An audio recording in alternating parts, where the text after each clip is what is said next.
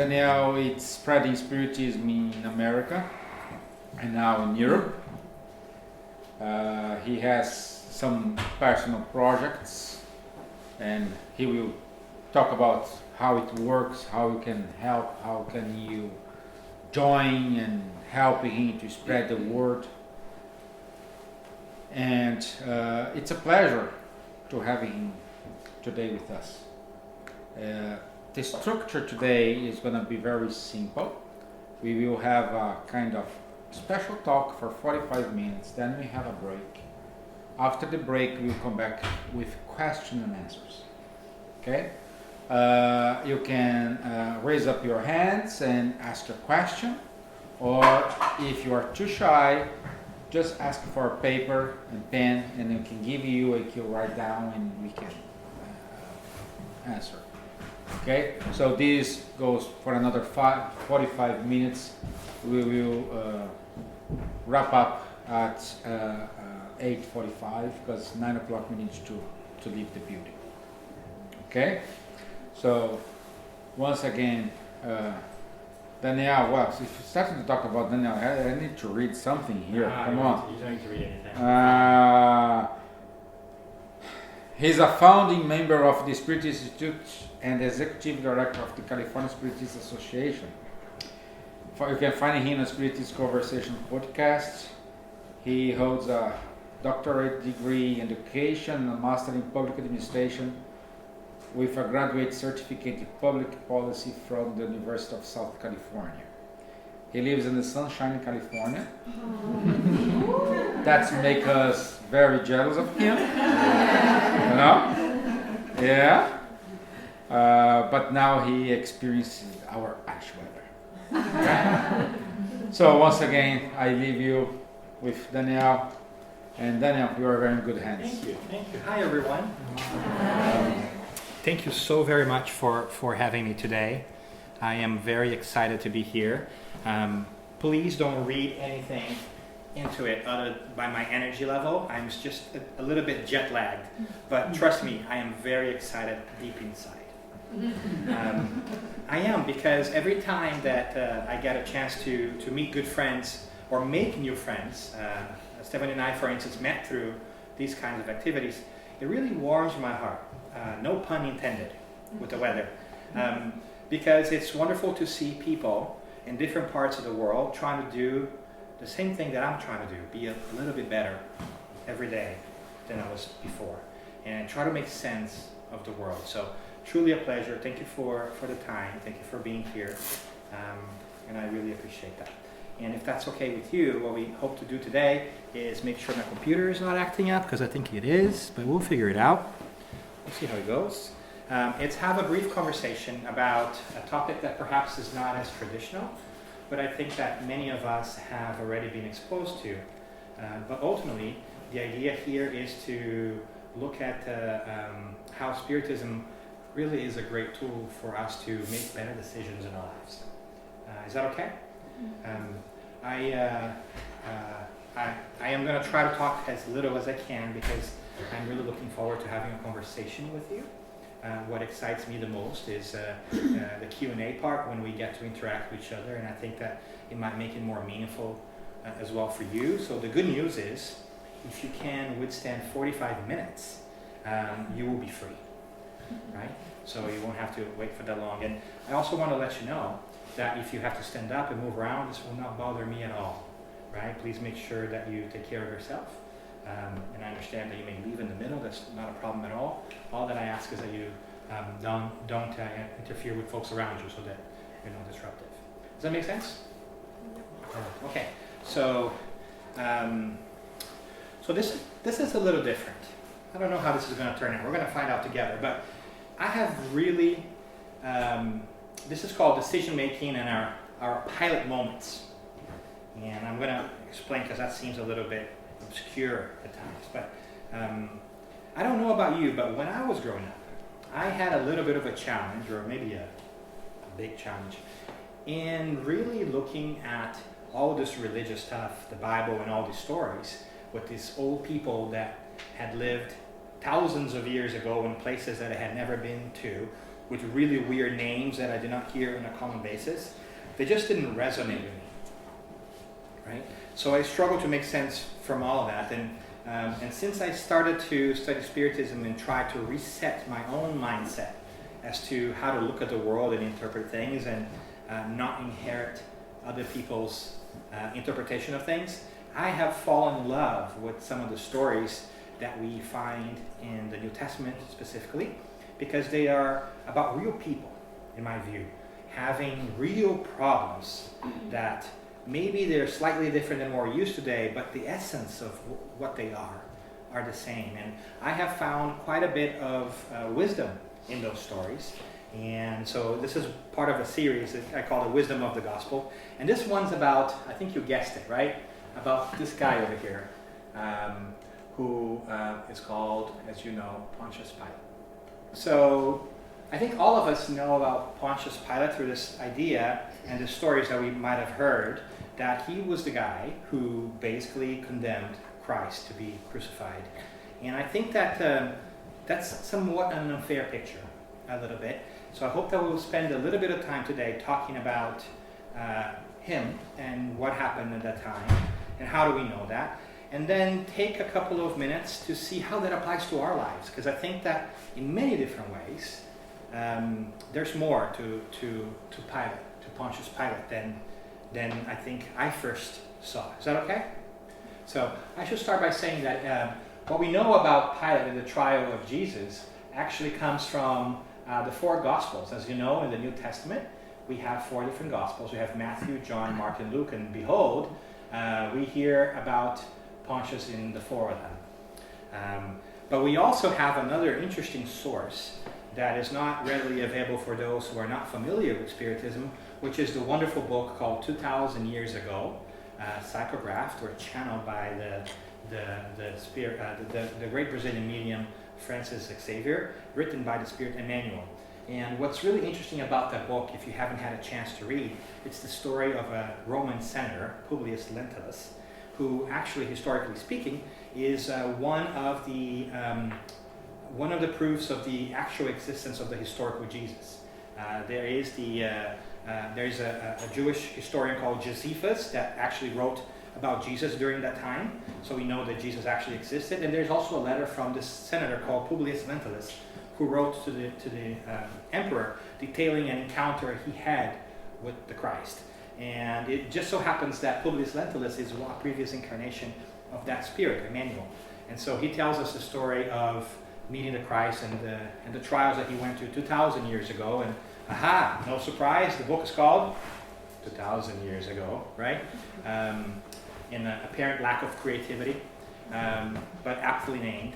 But what's really interesting about that is because this is a first-hand spiritual account of what happened at the time, we get to see a different Pontius, right? We get to see a different person. And I think you might remember the whole Jesus story. I think all of us sort of do, right? But basically we're talking about, from the Jewish perspective, this new prophet that was walking around and what they perceived to be a cult. He rubbed many people the wrong way, and eventually the establishment wanted to put an end to that. And they were basically looking for reasons to be able to do that. Eventually, during Passover, when the entire Jewish world would converge on Jerusalem to celebrate Passover, and Jesus comes into Jerusalem, is really well received by the crowd who had heard about him resurrecting Lazarus, and this is the apex of his career, so to speak. And when he walks into Jerusalem and is lauded in that manner. But something else also happens, which is interesting, right? We all know this. He is eventually arrested, and he is then taken to what's called the Sanhedrin, which is the highest court of Jewish law. And this is where it's important for us to do a little parenthesis and say that today, for us, it's a little bit easier for us to understand the separation of state and church. But back in the day, there was no such thing. The state was the church was sort of the state, right? And so these people were not only the governors of the state, the Jewish state, so to speak, in a way. It wasn't really a state, but they were also religious figures. So the water murkies a little bit. But they arrested Jesus, I think we know that. He is eventually condemned by the Sanhedrin, by the Jewish body. But because the Jewish were occupied by the Romans at the time, and the Romans had a physical presence, a very powerful army and military presence, they just didn't have full autonomy. So they needed to kind of run by the Romans, especially because there wasn't due process. And so what do? They get Jesus and they take it to the governor of the area, who was, lo and behold, Pontius Pilate. So they take it to him, and he talks to Jesus. He's not convinced that Jesus has done anything wrong. He doesn't see a threat in Jesus because Jesus is not trying to do a political movement. He is poor, and he doesn't have any political machinations going on, and that's really what they worried at the time, because they were worried about power and control, because the province really paid a lot of taxes into the empire, so he was there to kind of keep the peace. And knowing that's a very delicate situation, because the Jewish court wants to convict this person who he knows is innocent, because he's talked to them, he's committed no crime, there is no other reason. He finds himself in a political pickle. How is he going to solve that problem, right? Because if he doesn't do what the Jewish want, that's a problem, because the crowd will go crazy, and the crowd we hear in the book 2,000 years ago is already demanding something, because the Passover, it's just basically a carnival, right? They want some sort of entertainment, they want blood, so that is happening outside his palace, and he doesn't know what to do.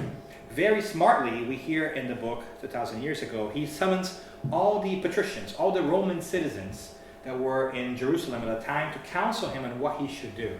Among those is Publius Lentulus, Emmanuel himself, who was a senator of Rome, who, politically speaking, was a higher hierarchical, assignment or honor than his own, right? And they talk and they try to figure out, and he's asking them, I've done this, do you think that I'm missing anything? Because he's a political animal, right? He's been there for 10 years, so he eventually, and so he's really smart in what he does. And they suggest, actually Publius suggests, hey, Jesus, he's not from around here. He really grew up in Galilee. You should send him to the ruler of Galilee, right? Because that way, my computer will continue to act up. And we will all get there somewhere, right? So that way, you avoid the question. You're not the one to solve, because there's precedent in the law that the ruler of that area of Galilee, which was Herod Antipas, should make that. So what he does is he punts the question. He sends Christ to be judged by Herod, who he didn't really get along much with, because they were like similars, right? And what does Herod do? He makes things worse. He puts Jesus in a robe as a prince, mocking the whole idea that he is the king of the Jews, which was the threat, the political threat. Puts a crown of thorns on him and sends him back in public to Pontius, so that the crowd will get even more riled up and pressure him to make a decision. Jesus gets back there. The crowd now is really demanding something. They don't really know what to do, because they don't think that this man is guilty of anything. He hasn't done anything, this Jesus guy. He is then pressed, Pontius Pilate is pressed to figure out how to do this. What are his options? He can have everybody be sent away, right, by force, all the crowd that's gathering outside. That never turns out well, right? Or he can have the crowd invade his palace and just kind of take him by force. Doesn't work out well. Or he has to do what the Jewish authorities want, which is to execute Jesus. He tries to do something savvy, again talking to his comedian with Publius, our friend Emmanuel, and he says, hey, maybe we just do some lashing. Maybe we just whip him and flog him in public. Maybe that will be enough to satiate the crowd. Guess what? It happens, but it doesn't work. The crowd wants him dead. So they come up with another clever plan. Again, Publius with him, saying, what if they want somebody to be executed, why don't we just give somebody else? Right? It's a custom in Passover for them to free a prisoner. Get the worst guy you have, and then just swap him and just kill that one. Simple, right? So that's when Barabbas comes about. They pick one of the worst political criminals out there, violent and so forth, they go to the crowd and say, as a customary, what do you want? Should we release this guy? And the crowd now is full energized by the Jewish authorities and says, no, we want Barabbas. And we know the rest of the story. They end up by crucifying the Christ, who goes meekly along the process, never fights it back. And today, Pontius Pilate is known in history as the man who has condemned, trialed, and executed the Christ. So when we get to know a little bit of the story, I feel like it changes a little bit, right? It's not as black and white as he was a bad guy who just committed an execution, right? If we look at his own background, we see that he was the fifth praetor of Judea, the governor, between the year 26 to the year 36 of the Common Era, or the after Jesus. And he was under Emperor Tiberius. He was there for 10 years, so he was good at his job. You only hold a post for 10 years if you are politically savvy, so he's smart. He was of the equestrian order. That does not mean he rode horses. That was just a nobility caste of the Roman Empire. So he was not noble, but he was like middle-class noble, right, of birth. And he was educated and somewhat wealthy and well-connected politically and socially. So in many different ways, when I read his bio and when I see the story that he was part of, I really think that he's a lot more than just a man who condemned Jesus.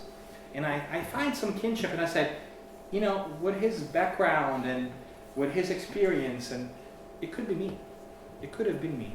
It could have been us in that position. And I wonder sometimes if this story and his choices actually are similar or could be related to other choices that we do in our lives that are also key to our lives, of course, in a much smaller scale of consequence, because I think we can agree that condemning the Christ to death or a man to death like that is pretty serious, right? So I hope you never have that experience.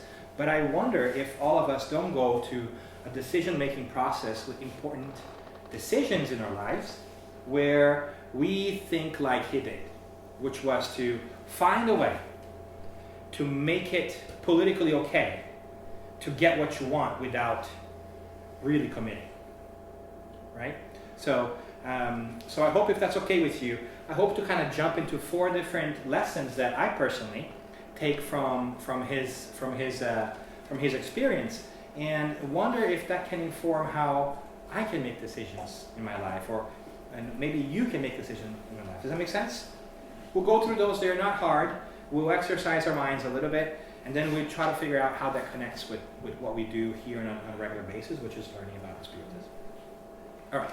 So, first one that we would do is something that I think that we learn with him, is that, you know what? In life, the really big problems, we just can't evade them. He tried, right? He tried not to condemn Jesus. He did 2 things, right? My computer is going to be difficult, so I'm just going to ask for your indulgence. It's cold. It's probably cold. It's a California computer. He's not used to that. It's made in California, so it's probably like, maybe can I get my scarf? I'm going to wrap around the computer. Let's see if that works. But so I think that he's smart, and politically, Publius tries to evade the problem twice. Right? First, he tries to punt the problem to Herod, right? To get to the other jurisdiction. And second, he washes his hands. So, and I picked here just 2 passages from the New Testament to show what happened, and we can talk a little bit about it, right? So, in the first passage here in Luke, chapter 23, verse 6, it says, "When Pilate heard that he asked whether the man was a Galilean, and when he learned that he belonged to Herod's jurisdiction, he being Jesus, Pilate sent him over to Herod, who was himself in Jerusalem at the time." So he finds out there's an out to his problem. They want me to kill this guy. I found a loophole. I'm going to send him to the other guy because he lives in the other guy's jurisdiction. So I'm going to punt the problem, right? But what happens? Herod sends him back. And sends him back in a worse way, because now he's dressed as a prince. The crowd is even more riled up, and now he's got a bigger problem. And so I wonder if sometimes in our lives we do something like that, where we have a problem that we know it's a deep problem that we have to figure it out, and we try to just not deal with it. Right? I'm guilty, right? And what I read here from this is an important lesson that we learn, saying, the universe will do that to us. The universe will keep sending out problems back that we don't face. If we try to avoid a problem now and we don't deal with it, it will come back, because we have to learn that lesson. Whether it will come back in this lifetime or in the next lifetime, it's a matter of detail. But it will, because when we begin to understand that we are immortal beings who reincarnate as many times as we need to progress, develop, and grow, we also begin to understand that there's some lessons that we need to go through. And even if we try to run away from those lessons, they will keep coming back to us, because we must face those for our own growth. And so, if there is a problem in your life that you keep seeing repeatedly, or an issue that seems similar, chances are it is a lesson that we have not yet learned how to deal with. Does that make sense? And so, when I think about all of this, I ask myself, am I being like Pilate at that time? Am I not dealing with this problem? Am I not really facing the difficulties that I need to? And that's a question that I ask myself, and I think that in many different ways in my own life, I have avoided problems because I just didn't want to deal with them. I just wanted to evade the problem. Right? Whether it's a relationship problem that maybe it's a breakup that we don't want to break up with that person, or maybe we keep having the same kind of frustrations in our relationship because we keep associating ourselves with the same kind of people, even though they might be different. There is a lesson there that we haven't learned, and I ask myself if there is something that we can do to handle that, right? Or is it perhaps some dissatisfaction that you have with your job, and you're not happy, you haven't been happy for a while, and you know that deep inside there's something else that you should be doing, but it's so comfortable to stay there because you have your salary, you have your comfort level, you have your routines, and why take the leap if it's there, right? And you keep avoiding that problem until the universe sends it back to you in a snowball format. So when we begin to self-reflect, we begin to take these opportunities to really think about what is it the universe is presenting to us. And as immortal spirits, what is it that we are not seeing or recognizing, but that we should? Right? The second piece here, which I think is also interesting and somewhat similar, is the second part when he washes his hands. You might remember this, right? So when he asks the Jews at the end, like, do you want to condemn this guy? And he tries everything, nothing works. And what does he do? He says, I wash my hands. You guys set this in motion, right? He says, I am innocent of this man's blood. See it to yourselves, right? He's basically saying, you guys did it on yourselves. Too bad, it's on you. Is it? Is it? Right? I think we all want to believe that sometimes, where we have problems and challenges and we say, that was not my fault. No, it's not on me, it just happened. Right? And we wash our hands off the different pieces, forgetting that not choosing is also a choice. Because when we have a problem and we don't act on it, because we're afraid of what's going to happen, that's also a choice. So you deliberately chose not to choose, right? Whether consciously or unconsciously, it's a choice. I know it gets very metaphysical, right? Choosing not to choose, whether you could have chosen not to choose, that you would choose, that you didn't choose. But you know what I'm saying? Like, the point is, many times we tell stories in our minds that it's not our fault, it's not our responsibility, when he could have made a stand. I'm not saying he should or he should not. This is not judgment on Pontius, right? This is just a fact that he, in his conscience, we are told, he knows Jesus is not guilty. And he wants to do the right thing, but he doesn't make his stand because it's not politically beneficial to him or the empire. So he says it's not his fault. And I wonder how many times we do that in our lives too, when we say, it wasn't me, my former girlfriend or partner was crazy. Right? It just so happened the last 5 of them were all crazy. But it wasn't me, clearly it was them, because I'm a catch. Right? We do that sometimes. I jest, but we kind of do that sometimes every once in a while. And we avoid facing the challenge ahead of us. But if we learn anything from the whole Herod's piece, is that if we don't deal with that situation, the universe will send it back to us with interest. In the karmic bank of life, so to speak, there is high interest. Because the longer it takes for us to pay our debts, so to speak, the more it does damage out there in the world, and we have to bear the consequences. So the lesson that I think here is we really cannot evade our problems. We can't just try to punt them to somebody else, and we just can't just pretend that we had no responsibility in it. We must take responsibility for our actions and for the decisions that we make in our lives. Are you with me so far? Great. And only half of you are asleep, so I consider that a victory. That's wonderful. If it gets really cold, if it gets really comfy in here, we're gonna open the windows, and the cold air is gonna wake all of you. So, Stephen, just keep listening to my secret sign. If you see that, just open that window, right? Yeah, it's California breeze. Yeah, California breeze. All right, so that's a number 1, right? Number 2 here is another interesting piece that I feel like happens is, oops, wrong button, which is, you know what? We are also going to face enormous pressure from the world, right?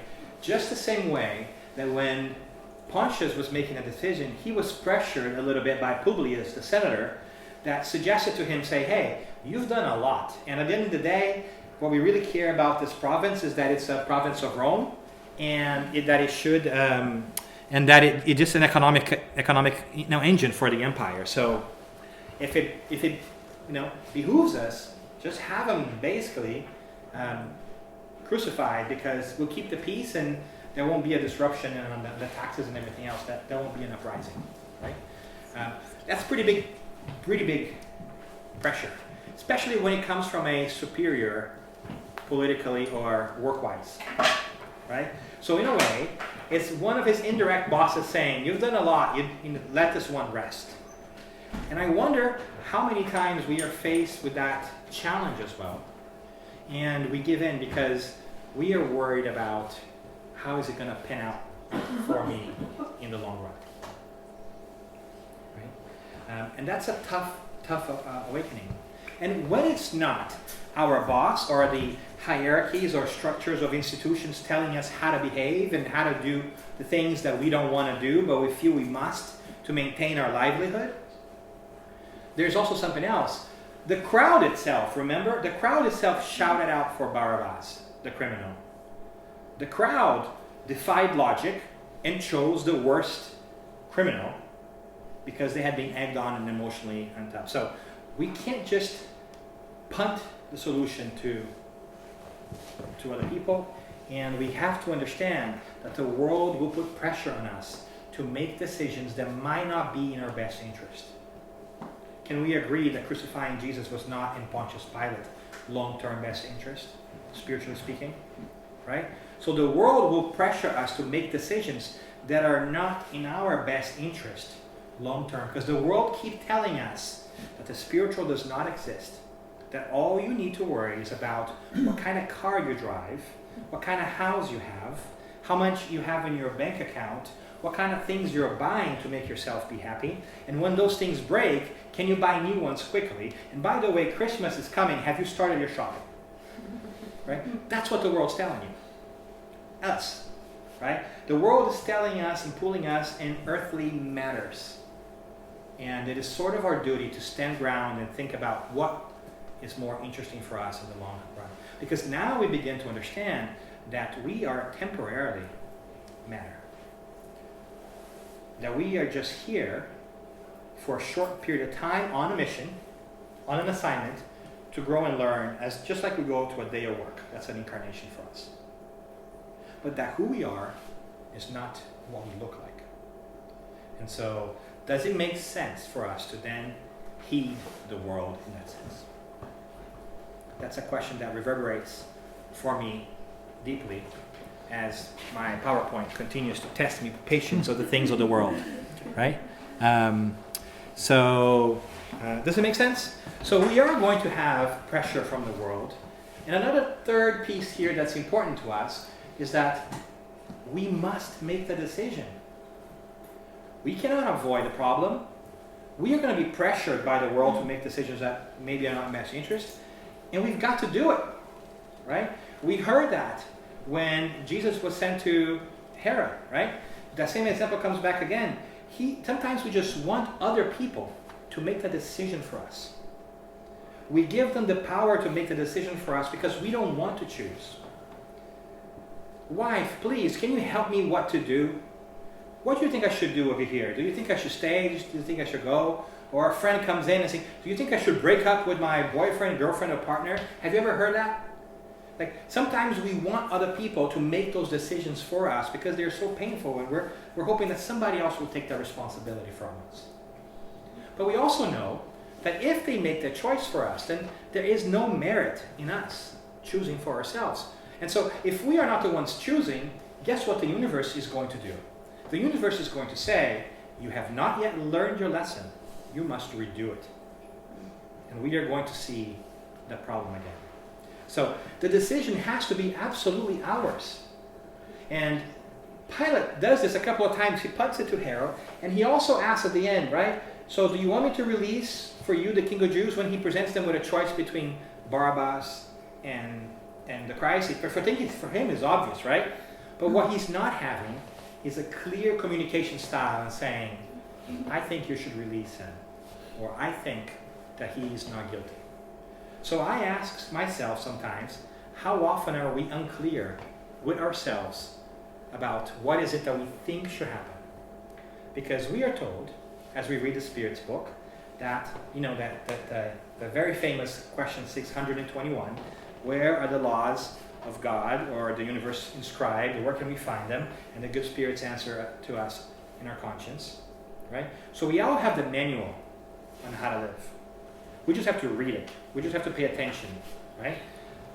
He knew that it was a wrong thing, and sometimes we know it's the wrong thing, the decisions we're making or not making. But do we act on them? Do we just want somebody else to make the decision for us? These decisions have to be ours. It has to be our decision whether we break up with our partner because we are unhappy or not.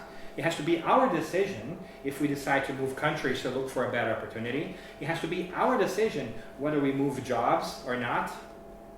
It has to be our decision. God has created us as individuals and given us the ability to make choices for ourselves so that we can learn and grow. So we must decide. Yes, you can seek counsel like he did, but ultimately, each one of us has to decide. Because whoever you decide things with are not going to have to necessarily bear the consequences of what you decide in group, but you will. And symbolically speaking, I see a lot of a parallel to the Christ himself when he himself had to carry his own cross. Right? There was a lot of people around him, but no one really was helping him. He had to be the one who carries his own cross. So we too must learn, and learning is an individual sport. Nobody can do your learning for you. You cannot learn for other people. If we're lucky, we learn with our own experiences quickly so we don't have to repeat them. And if we're really lucky, we learn from observing other people. But that's really rare, right? But the decision has to be ours. And if you haven't yet, yawned too many times, the last piece here that really strikes me in this whole piece is this idea that we need to lead with the Spirit in our very important decisions. What do I mean by that? Well, let's read here John, for instance. John, the Gospel of John says, "Then Pilate said, 'So you are king.'" He's talking to Jesus as he's vetting Jesus one more time, right? Jesus replied, "You say that I am a king. For this reason I was born, and for this reason I came into the world, to testify to the truth." Right? Now remember, he's being accused of being like a political guy, an insurrector, right? So they're saying that he's the king of the Jews, that he's going to create a parallel government. He wants to overthrow the government, and that's why they're pinning on him the idea that he has to die, because what the powers that be care about is power, and so anybody that opposes power should go, right? And they said, "So you're the king," and he goes, "I didn't say it. You said it, but I came here for this, for everybody into the world to testify to the truth. Everyone who belongs to the truth listens to my voice." And Pilate says, "What is truth?" That is such a beautiful dialogue, in my opinion, because it really shows the different perspectives here. We have Pontius Pilate, who is the epitome of political thinking and cunning and guile, whereas he's trying to find many different ways to achieve what he wants in a way that he will not compromise him politically. He tries to send Jesus away. He tries to swap Jesus for somebody else. He tries to give him some public lashes so that people will be quenched. None of that works. And so he has a moral compass that changes according to whatever it is that he needs to do. He would try anything other than doing that which he knows is the right thing. On the other side, we have a being who does the opposite, who is unable to think anymore from an earthly perspective. Jesus has come to the world to show us a spiritual perspective to things. He does not worry about social conventions. He does not worry about who he's talking to, whether they in power or not. He sees everybody. He sees the women of the night. He sees tax collectors, who are the worst people who collect taxes on behalf of the Romans, because the Romans were smart to send other people to collect taxes for them. Brilliant, right?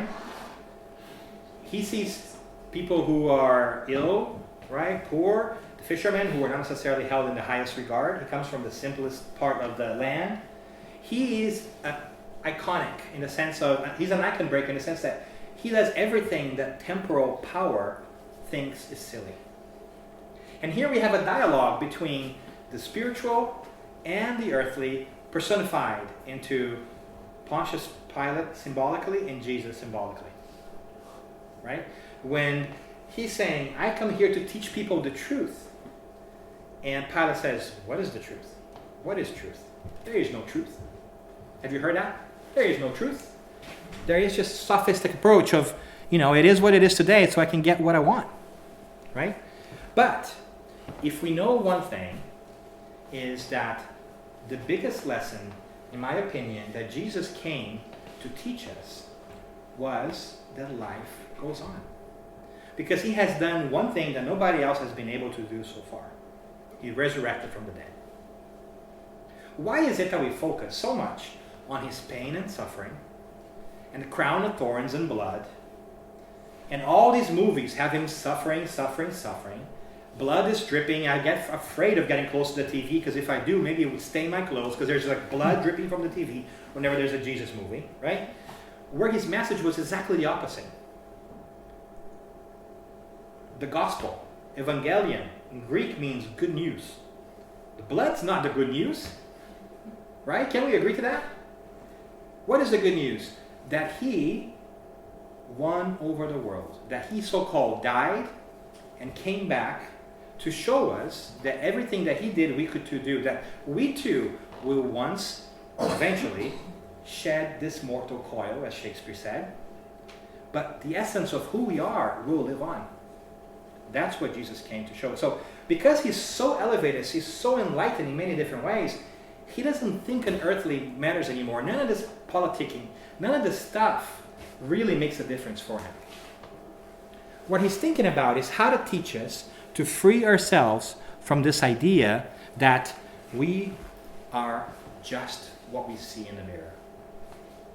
That we are just our physical body. And so I wonder, in his decision-making process, how much that still shows to us. Because remember, Jesus also went meekly through the process. They arrested him, said, no problem, here it is. He didn't fight back. He prevented his apostle like Peter. Remember, he pulled out the sword and cut the guy's ear. Like he didn't want any of the politicking. He didn't want any of the earthly challenges. He was focused, laser focused on spiritual growth. And I wonder how many times do we make decisions in our lives when we are leading with the Spirit first? When we are leading with the idea that we are spirits before we are incarnate bodies, having an earthly experience. Would our decisions be different? If we were not thinking about what benefits us here and now, would our decisions be different? If we were making decisions thinking about our spiritual long term, how would your life be different? Rhetorical question, don't answer it. Right? Privacy. Right? But I ask myself oftentimes, and I ask sort of a morbid question. If I were to die today, looking back, would I be satisfied with my life? Would I have done everything that I think I should have done? I know that life goes on and that I will not cease to be, but I also know it's a lot of work to reincarnate. Right? Think about it. The more I think about it, the more I'm surprised. But dying is the easy part. Being born is the hard part. Right? Because dying is a moment of eventually liberation, right? You know what I'm saying? Like you go back to the spiritual world, you're more fully yourself, you got your spiritual faculties eventually. Being born is scary. You have to prepare for a new mission. You have to wait for at least 9 months when you slowly lose your memories over time and you get shrunk into a tiny little package that will not become really, let's be honest, a human until you're like 15 years or so. It's like 15 years in prison, right? But you know, like when we start thinking with our spiritual minds, our perspective shifts about the world. It changes. And I think that's one of the wonderful things that Spiritism brings us and that Christ brought us is this mind shift, that everything is about a mind shift on how we see the world.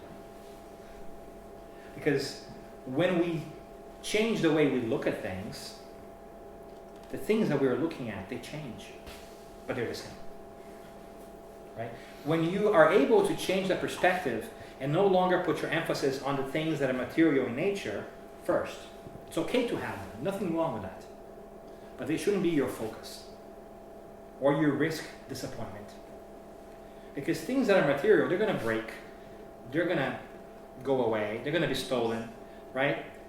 They're going to disappear and you're bound to become disillusioned and hurt. But if you put your attention and your effort and your zeal in developing moral and spiritual gifts for yourself, those can never be taken away. So the wiser investment in the long run is an investment on your spiritual well-being. Because that can never be taken back. But it's a hard thing to do because we are in a physical world and we have trouble remembering that we're spirits first. How many of us wake up in the morning and say, all right, I'm a spirit. I am now back into my body. Let's do this. Right? We don't do it. Right? We just, it's hard. That's why we're here. We're learning how to do that.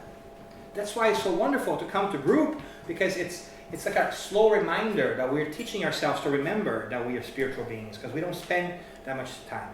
I bet you spend more time brushing your teeth than thinking about you as spirits. Right? If you add up. Right? So I'm not saying that you have to stop everything and think about your teeth or your spirit.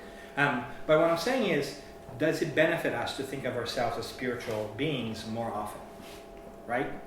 Does it benefit us to start to shift that? And we have a wonderful tool in Spiritism that has brought us the ultimate truth, the ultimate proof that that truth exists, that we are going to survive our physical body. And how do we know?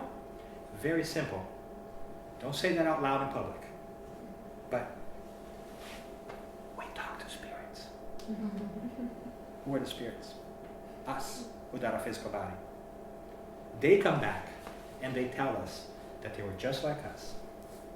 in our mediumship meetings, in our books, who are the result of mediumistic meetings, in experiences that Kardec took forth with many different people in different places to validate the fact that there is a spiritual world. It interacts with us every single day, and that Spiritism reminds us that. I was talking to a friend earlier today, and we were saying that one of the amazing things that Spiritism has done for us and for humanity, I think in general, and we haven't quite realized it yet, is that all kinds of religious or ethical thinking, they talk about the afterlife. They tell you that you need to behave now because something will happen in the afterlife. I think we all agree that there is an afterlife. But I think the gift of Spiritism to the world is the validation that the afterlife is there. And here's how it works. And here's, by the way, if you want to find out how that takes place, simple. You read the Spirit's book and you struggle through the Medium's book if you really want to understand how the process goes. But anyone can learn about it. It's easily accessible to anyone at any point in time to know about that reality. So we are very blessed to be exposed to that, because it's also a sudden reminder that as spirits, we will never cease to be. And so I wonder if our choices then will be made different if we were able to keep that in the forefront of our minds. I wonder if we could take this with us somehow, or make an effort on a daily basis to remind ourselves that we're spirits first, and that our decisions should be guided primarily by what's important to us in the long run. Because the spiritual world, as the Spirit's book tells us, is the primordial world. The physical world is secondary. And I wonder that along the way, if we start to realize that we are all spirits trekking through the universe in this big blue round bus we call Earth, going through different places, if we are also not going to become more tolerant of each other, because we all are going to understand that everybody we see is also a work in progress. If you look around. Everybody is just wearing different clothes. But all of us are trying to be happy in different ways, through many lifetimes. Sometimes we rub against each other. Right? But in doing so, we become a little bit happier. And I wondered if, along the way, we also don't have then a different place in our hearts for our friend Pontius Pilate. I wonder if, when we think about that, we can also recognize in him a spirit in evolution who was trying to make the best he could at that point, given what he believed to be important. But do you think that he has remained there? I doubt it. Because God is so gracious to give us an opportunity to move forward, that no doubt he has been working hard through the millennia to become a better spirit, just like we are. And then we stop blaming other people. And we stop blaming ourselves, because we also do that quite a bit.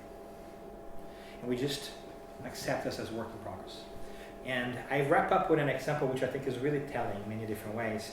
And I think it's a simple one. It's, I walked once into a hardware store.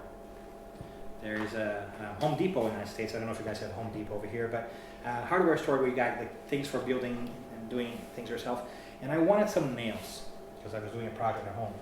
And I found these nails, and they were like, I don't know, like a penny, for a pack of like 20, like ridiculously cheap. And I noticed that they were starting to rust, because it was like back in the day, and they were still not like, all modern. And I was wondering, wow, these nails are so cheap. I wonder what they do with the rusty nails. Because if they're so cheap, like, are we really going to pay somebody to kind of clean them up? It makes no sense, right? Because it seems like wasteful. And so I asked them, and the guy said, oh, no, you know what we do? We get all the rusty nails, we put it in a big container, a big vat, and then we just shake it. Because as we shake those nails, they rub against each other. And in rub against each other, what happens? The rust falls off. At the end, you open that bin, the vat, and you have beautifully shiny nails. And I wonder, and I realized, oh my God, we're all nails. Right? God has put rusty nails in this big container, this round blue container called Earth, where we have to rub against each other, and in our friction, we are going to make our rust fall off, and that of others too. So maybe we can be more patient, and maybe we can lead with the Spirit so that we don't have to rub against each other very well. But I hope then that pilots may find a place in our heart, and that you may reflect on your own pilot moments, as I call them. Moments when we are making decisions thinking with our earthly brains as opposed to with our spiritual minds. And I hope that Spiritism may continue to give you fodder and give you a stuffing to better equip yourself to make the best possible decisions you can for your life in a spiritual perspective, so that you may be happy not only now, but in incarnations to come. So thank you for your patience and your attention to Pilate tonight. Right? And with that, then we will make a little break. Is that right? In our program. So you can stretch your legs and you can survive. And then we are going to then have questions and answers, and you can ask me anything. I don't know if I'm going to answer anything, but you can ask. And we can kind of go from there. Does that make sense? And remind you that if you want to write things down, as opposed to asking them out loud, there's some pen and paper back there. And you can do that as well. So thank you, and I see you in a little bit if you're still around. Thanks for coming. Thank you.